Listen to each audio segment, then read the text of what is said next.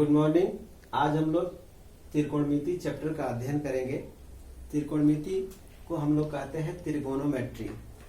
त्रिगोनोमेट्री class 10th में पढ़ना है और इंटरमीडिएट में भी पढ़ना है, बीएससी में भी पढ़ना है। त्रिगोनोमेट्री को हम लोग यहाँ देखते हैं कि त्रिकोणमिति 3 शब्दों के मिलने से बना है। ट्राई प्लस गोनो प्लस मेट्रॉन। ट्राई का अर्थ होता है 3, गोनो का अर्थ होता है कोण और मेट्रॉन का अर्थ होता है माप। तुम्हारा ध्यान किधर है? सामने बोर्ड पर देखो, इधर उधर मत देखो, बात मत करो। जब इधर उधर तुम देखोगे तुम्हें कुछ समझ में नहीं आएगा, फिर कहोगे कि हमें कुछ समझ में नहीं आता सर। पढ़ने से पहले सभी विद्यार्थियों ध्यान दो, कोई भी विषय हो, कोई भी विषय वस्तु हो, सबसे पहले जरूरी है कि बच्चे का ध्यान शिक्षक के तरफ होना चाहिए। तो यहाँ देखिए, ट्राई का अर्थ बताया हमने 3, गोनो का अर्थ होता है कोण और मेट्रॉन का अर्थ होता है माप। तो इस प्रकार से ट्राई प्लस गोनो प्लस मेट्रॉन के मिलने से त्रिकोणोमेट्री बना। त्रिकोणोमेट्री की परिभाषा दी जाती है, त्रिकोणमिति गणित की वह शाखा है जिसमें त्रिभुज के तीनों कोणों एवं भुजाओं के बीच संबंधों का अध्ययन किया जाता है। त्रिकोणमिति गणित की वह शाखा है जिसमें त्रिभुज के तीनों कोणों और भुजाओं के बीच संबंधों का अध्ययन किया जाता है। त्रिकोणमिति का पिता यानी द फादर ऑफ त्रिकोणोमेट्री, त्रिकोणोमेट्री के पिता है हिपार्कुस। इनका जन्म 190 बीसी में यूनान में हुआ था। तो अब ये याद रहेगा आप लोगों को, त्रिकोणोमेट्री के पिता कौन है? हिपार्कुस। तुम बताओ कौन है त्रिकोणोमेट्री के पिता? Hipparchus. The father of trigonometry Hipparchus. इनका जन्म यूनान में हुआ था। ये एक महान एस्ट्रोनॉमर, ज्योग्राफर और एक महान गणितज्ञ थे। इनके पहले त्रिकोणमेट्री शब्द का प्रयोग नहीं होता था। त्रिकोणमेट्री में इनके बाद आने वाले गणितज्ञ पाइथागोरस, आप लोग क्लास 10th में पढ़ेंगे। पाइथागोरस का नाम आता है। पाइथागोरस द्वारा दिया गया प्रमेय हम लोग पढ़ते हैं। पाइथागोरस के प्रमेय का विलोम भी पढ़ना है। तो पाइथागोरस ने गणित में अपना महत्वपूर्ण योगदान दिया और पाइथागोरस ने त्रिकोणमिति में भी महत्वपूर्ण योगदान दिया। तो इस तरह से द फादर ऑफ त्रिकोणोमेट्री हिपार्कुस को कहते हैं। अब है त्रिकोणमिति का उपयोग विज्ञान के क्षेत्र में, गणित के क्षेत्र में, खगोल क्षेत्र में और इंजीनियरिंग के क्षेत्र में। आप पढ़ेंगे, जब हम लोग फिजिक्स पढ़ते हैं तो फिजिक्स में त्रिकोणोमेट्री का प्रयोग होता है। गणित में त्रिकोणोमेट्री पढ़ना है, खगोल क्षेत्र में और इंजीनियरिंग के क्षेत्र में। बड़े बड़े डैम, बड़े बड़े पुल। यह इसके बाद से आप यहाँ देखते हैं, यहाँ तक कि पाइपलाइन में त्रिकोणोमेट्री का उपयोग होता है। एंगल निकालने के लिए, सीएफ निकालने के लिए त्रिकोणोमेट्री का प्रयोग होता है। तो यहाँ हम लोग अब ये आगे देखते हैं कि त्रिकोणमिति के अंतर्गत मूल रूप से हम लोग समकोण त्रिभुज का अध्ययन करते हैं। त्रिकोणमिति के अंतर्गत हम लोग किस त्रिभुज का अध्ययन करते हैं? समकोण त्रिभुज। यहाँ देखेंगे आप ए बी सी। यहाँ हमारा बी एंगल जो है 90 डिग्री का है। बी कितने का है? 90 डिग्री। बाकी एंगल सी और एंगल ये दोनों को 90 डिग्री से कम है। इसमें समकोण के सामने वाली भुजा हम लोग कर्ण कहते हैं। क्या कहते हैं? कर्ण। इसे संकेत में हम लोग H लिखते हैं। भुजा BC, इसको हम लोग आधार कहते हैं। इसको इंग्लिश में हम लोग बेस लिखते हैं। और ये हुआ हमारा लंब, इसको संकेत में हम लोग P लिखते हैं। हाइपोटेनस का अंग्रेजी नाम है, इसको हिंदी में हम लोग कर्ण कहते हैं। संकेत में हम लोग H लिखते हैं। आधार को इंग्लिश में बेस कहा जाता है और इसको संकेत में हम लोग लिखते हैं B। और लंब को परपेंडिकुलर लिखते हैं इसे हम लोग संकेत में क्या लिखते हैं, P। तो इस तरह से त्रिकोणमिति के अंतर्गत हम लोग केवल समकोण त्रिभुज का ही अध्ययन करेंगे। त्रिकोणमिति के अंतर्गत केवल समकोण त्रिभुज। समकोण त्रिभुज आप लोग पहले से पढ़ चुके हैं। वह त्रिभुज जिसका एक कोण 90 डिग्री का हो और बाकी अन्य कोण 90 डिग्री से कम हो। यह हमारा बी एंगल समकोण है 90 डिग्री। एक चीज यहाँ ध्यान से दीजिएगा कि जिस कोण की चर्चा की जाती है उस कोण के सामने वाली भुजा यानी समकोण को छोड़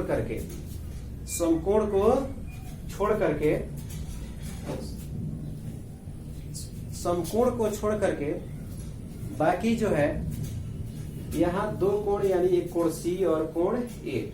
यहाँ देखिए थोड़ा सा, यहाँ अधिकांशतः विद्यार्थी जब एंगल दिया जाता है तो वहां पे क्वेश्चन सॉल्व करते समय अटक जाते हैं।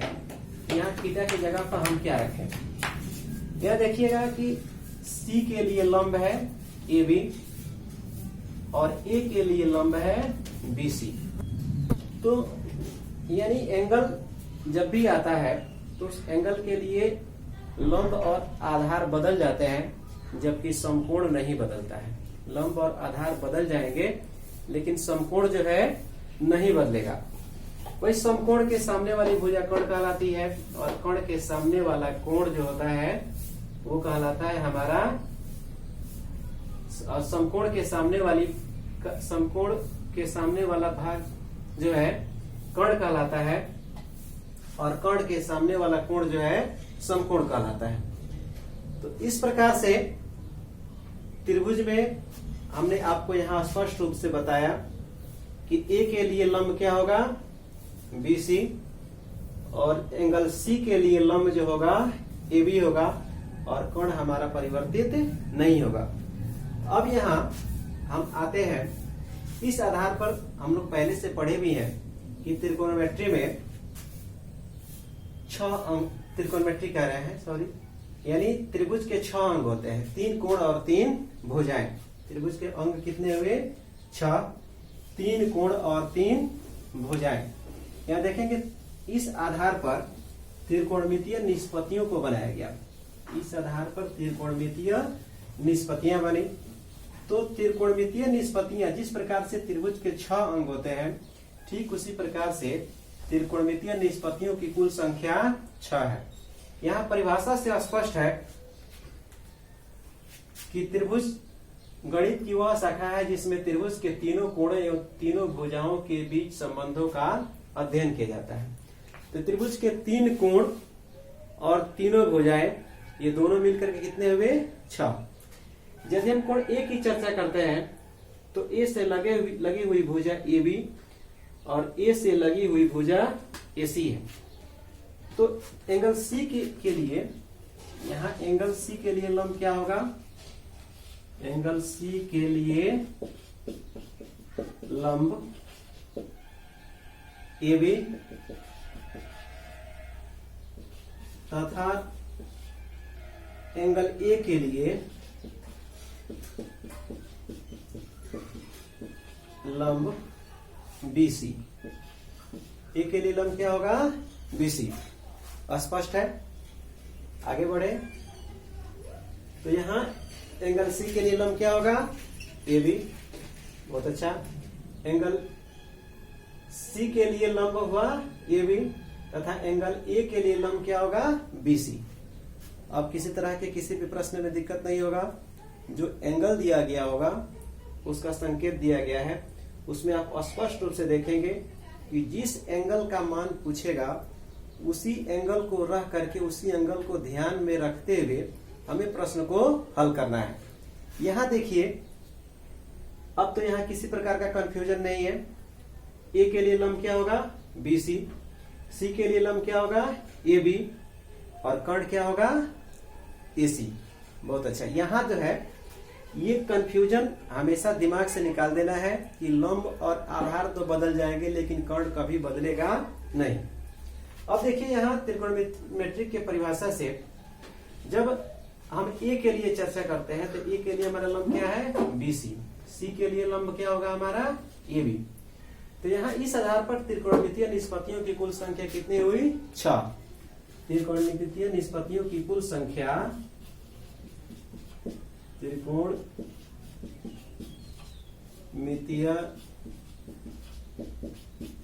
निष्पत्तियों की कुल संख्या 6 है। त्रिकोणमितीय निष्पत्तियों की कुल संख्या कितनी हुई 6। यहां देखेंगे हम लोग साइन थीटा। ये थीटा क्या सूचित करता है एंगल को। तो साइन थीटा क्या दिखाता है लंब और कर्ण के बीच संबंध दिखाता है। साइन थीटा क्या दिखाता है लंब और कर्ण के बीच संबंध। यहां अगर BC को हम लोग आधार लेते हैं तो हमारा लंब AB होगा और AB को आधार लेते हैं तो लंब हमारा BC होगा। तो साइन क्या दिखाता है लंब और कर्ण के बीच संबंध। तो साइन थीटा बराबर क्या होता है लंब बटा कर्ण। लंब को हम लोग क्या लिखते हैं P और कर्ण को लिखते हैं H। तो स्पष्ट है कि साइन थीटा बराबर लंब बटा कर्ण अर्थात P बटा H। ठीक इसी प्रकार से साइन का उल्टा होता है कोसेक थीटा। कोसेक थीटा बराबर होता है कर्ण बटा लंब। कोसेक थीटा बराबर क्या होगा कर्ण बटा लंब। कर्ण को क्या लिखते हैं H और लंब को लिखते हैं P। यानी यहां इस चीज को देखने के लिए केवल आप एक वैल्यू याद कर लेंगे और उसका विपरीत नाम याद कर लेंगे तो आपको एक ही वैल्यू से दोनों वैल्यू का मान जो है हमेशा याद रहेगा। साइन का याद कर लेंगे और साइन का विपरीत क्या होता है कोसेक। यहाँ एक चीज देखिएगा साइन शब्द का सबसे पहले प्रयोग यानी महान भारतीय गणितज्ञ आर्यभट्ट ने किया था। साइन शब्द का सबसे पहला प्रयोग महान भारतीय गणितज्ञ किनका था गणितज्ञ जो थे आर्यभट्ट। वो आर्यभट्ट ने इनका प्रयोग किया था।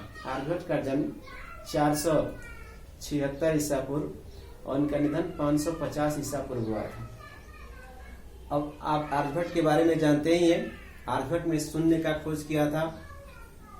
तो यहाँ आर्यभट्ट जो है साइन का सबसे पहला प्रयोग किए थे जिनका वर्णन उनकी पुस्तक आर्यभट्टियम में मिलता है। अब यहाँ साइन का विपरीत क्या होगा कोसेक। तो कोसेक थीटा बराबर क्या हुआ कर्ण बटा लंब। तीसरा हुआ हमारा जो क्या दिखाता है अब आधार और कर्ण के बीच संबंध दिखाता है। वो निष्पत्ति हमारा क्या है कोस थीटा। कोस थीटा बराबर होता है आधार बटा कर्ण। आधार बटा कर्ण। आधार को लिखते हैं B और कर्ण को लिखते हैं H। इसी प्रकार कोस का उल्टा होता है सेक थीटा। यहाँ सीधे पलट देंगे कर्ण बटा क्या लिखेंगे आधार। कर्ण को लिखते हैं H और आधार को लिखते हैं